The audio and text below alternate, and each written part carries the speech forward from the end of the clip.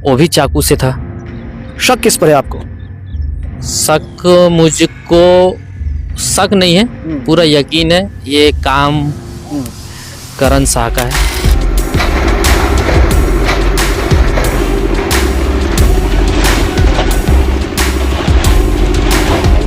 एक बड़ी कार्रवाई है और इस कार्रवाई के पीछे में एक बड़ी कहानी है। आपको ध्यान होगा कि अभी से कुछ दिन पहले 14 नवंबर को जामुल थाने के पीछे में एक गोलीकांड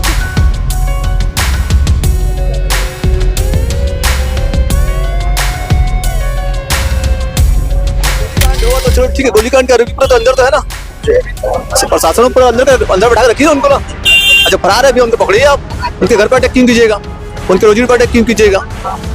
तो आप अब अवैध बोल कर तोड़ रहे हैं, तो भैया तो और भी अवैध है, पूरे अवैध है, उनको तोड़िए।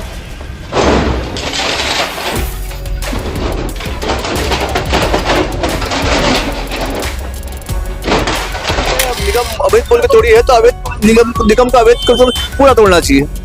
निगम के अधिकारियों से आपने बात करने का प्रयास किया? निगम ने कोई जवाब देना चाहे, निगम से पूछे हमने कि किसके दबाव पे काम कर रहे हो, कौन कंप्लेन किया है, तो निगम कुछ बोलना नहीं चाह रही है। वो किसी अधिकारी, बड़े अधिकारी हो, किसी के बोलने पे कार्रवाई की है। नमस्कार, मैं शुभेंद्र, आप देख रहे हैं 10 सीजी खबर। आप देख सकते हैं निगम की एक बड़ी कार्रवाई भिलाई के कैंप क्षेत्र में हुई है। आप देख सकते हैं अभी कुछ देर पहले ही इस एक अवैध निर्माण को जमींदोज किया गया है। सामान्य रूप में देखा जाए तो ऐसा लग रहा है कि ये एक अवैध निर्माण ही था, अवैध कब्जा ही था, और ये अवैध कब्जा लगभग 15 साल से यहाँ पर काबिज था। और आपको बता दूं, पर ये कार्रवाई जो एक सामान्य कार्रवाई लग रही है, ये एक सामान्य कार्रवाई नहीं है, ये एक बड़ी कार्रवाई है और इस कार्रवाई के पीछे में एक बड़ी कहानी है। आपको ध्यान होगा कि अभी से कुछ दिन पहले 14 नवंबर को जामुल थाने के पीछे में एक गोलीकांड की घटना को अंजाम दिया गया था। विकास प्रजापति के ऊपर में 2 लोगों ने हमला किया था, जिसमें विकास प्रजापति बाल बच गया था। और इस हमले के बाद में जब एफआईआर दर्ज कराई जा रही थी तो विकास के भाई गंगाधर ने यह आरोप लगाया था कि इस गोलीकांड को अंजाम देने वाला व्यक्ति करण साव है और करण साव ने उसके भाई पर हमला कराया है और इसके पीछे कोई बड़ी वजह थी। कोई बात मैं आपको विस्तार से बताता हूँ। दरअसल 22 जनवरी 2024 को कैंप के क्षेत्र में शिवम साव नाम के एक युवक की हत्या कर दी गई थी। शिवम साव 17 साल का था, कक्षा 12वीं में पढ़ता था। 22 जनवरी की शाम को जब वो रास्ते से जा रहा था तो बाइक आपस में टकराई थी और एक विवाद हुआ था। उस विवाद के दौरान में शिवम की कुछ लोगों ने चाकुओं से गोद की हत्या कर दी थी। उन आरोपियों में एक नाम था राहुल प्रजापति का और राहुल प्रजापति विकास प्रजापति का भाई था। उसी समय में राहुल प्रजापति के भाई ने एक बात कही थी कि खून का बदला खून से लिया जाएगा और इसके बाद से लगातार विकास प्रजापति पर हमले किए जा रहे थे, उसको मारने का प्रयास किया जा रहा था। 22 जनवरी की एक घटना 22 जनवरी 2024 की थी और 2024 में दिसंबर पर भी एक हमला विकास पर किया गया था, पर उस समय भी वो बाल बच गया था। और फिर अभी कुछ दिन पहले 14 नवंबर को फिर एक हमला किया जिसमें वो बच गया, पर उसके भाई गंगाधर प्रजापति के दिए बयान के आधार पर जब पुलिस ने तफ्तीश की, पता किया, छानबीन की गई तो ये बात सही निकली कि करण साव ही था मुख्य आरोपी उस गोलीकांड के पीछे में। करण साव ने झारखंड से 3 शूटर को बुलाए थे और इसकी पूरी योजना जो बनाई गई थी करण साव के द्वारा बनाई गई थी। इसमें करण साव, उसके बड़े पापा, उसके चाचा, उसके भाई, उसके दोस्त, ये सारे शामिल थे। और आज जो कार्रवाई हुई है उसी गोलीकांड को लेकर की गई है। फिलहाल इस आज की कार्रवाई को लेकर इस क्षेत्र में गहमा गहमी है। आप देख सकते हैं बड़ी संख्या में लोग यहाँ मौजूद है, पुलिस का बल तैनात था और जैसी जानकारी मिल रही है कि 21 तारीख को नोटिस दे दिया गया था इस कार्रवाई को लेकर और पर्याप्त समय भी दिया गया। पर इस कार्रवाई को लेकर जो परिवार के लोग हैं वो क्षुब्ध है। उनका कहना यह है कि अगर कार्रवाई बेजा कब्जे को हटाने के लिए है तो एकमात्र बेजा कब्जा यही नहीं था, इसके अलावा आसपास में और भी यहाँ पर इस प्रकार के अवैध कब्जे हैं, उन पर कार्रवाई क्यों नहीं की गई? टारगेटेड रूप से कार्रवाई की जा रही है।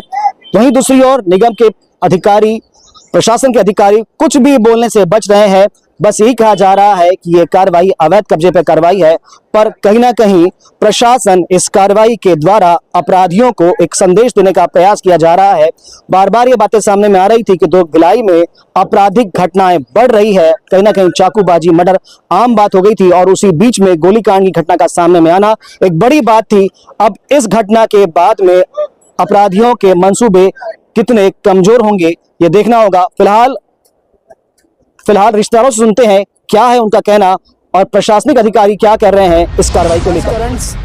करण साव के भाई भी हैं भैया दोनों, तो क्या मानते हैं जो कार्रवाई आज हुई है इसको उचित मानते हैं? उचित तो नहीं है, उचित कार्रवाई तो नहीं है। उचित कार्रवाई होता तो मतलब सब पे कार्रवाई होती भाई, कार्रवाई करनी तो पूरे पे कार्रवाई कीजिए, तब तो उचित कार्रवाई होगी। पर्सनली अटैक क्यों करेंगे आप? पर्सनली अटैक दो बातें यहाँ पर सामने में आ रही है। एक तो ये कहना निगम की ओर से कि ये एक अवैध कब्जा था, ये पर टारगेट करके ये विषय समझ में आ रहा है कि अभी जो बीच में कांड हुआ, गोली कांड हुआ, उससे रिलेटेड कार्रवाई है। आप क्या मानते हैं? गोली कांड हुआ तो चलो ठीक है, गोली कांड का आरोपी पूरा तो अंदर तो है ना, प्रशासन पूरा अंदर बैठा रखिए उनको ना। अच्छा फरार है भी, उनको पकड़िए आप, उनके घर पर अटैक क्यों कीजिएगा, उनके रोजी पर अटैक क्यों कीजिएगा? तो आप अब अवैध बोल के कब तोड़ रहे हैं? तो भैया तो और भी तो अवैध, पूरे अवैध है, उनको तोड़िए। रोजी रोटी पर आपका यहाँ गोडाउन था, यहाँ कुछ लोग रह भी रहे थे क्या? गोदाम था, दुकान था। तो क्या मानते हैं अब आपके व्यवसाय पर, रोजी रोटी पर कितना असर पड़ेगा? बहुत सारे असर पड़ेंगे भैया। जो अब उनका खाना पीना डालना पड़ेगा, राशन कौन भरेगा उनका आवक कहाँ से होगा? तो आप ये मान रहे हैं कि जो कार्रवाई हुई उसको जेल में दाखिल किया गया वो ठीक है, पर ऐसी कार्रवाई नहीं होनी चाहिए? ऐसी कार्रवाई नहीं होनी चाहिए। जो ठीक है, अब निगम अवैध बोल के तोड़ी है तो अवैध निगम का अवैध पूरा तोड़ना चाहिए। निगम के अधिकारियों से आपने बात करने का प्रयास किया? निगम ने कोई जवाब देना चाहे, निगम से पूछे हमने कि किसके दबाव पे काम कर रहे हो, कौन कंप्लेन किया है, तो निगम कुछ बोलना नहीं चाह रही है। किसी अधिकारी, बड़े अधिकारी हो, किसी के बोलने पे कार्रवाई की है। तो नोटिस कब दिया गया था आपको इसका? 10 दिन पहले। और ये आप समय दिया आपको सामान निकालने के लिए? समय दिया गया। ठीक है, फिलहाल आप दुखी इस बात से? हाँ, दुखी तो रहेंगे भी। बाजार परिसर में मैं आया था। यहाँ पर काफी रिक्त जमीन है और कई लोगों द्वारा अतिक्रमण किया हुआ है।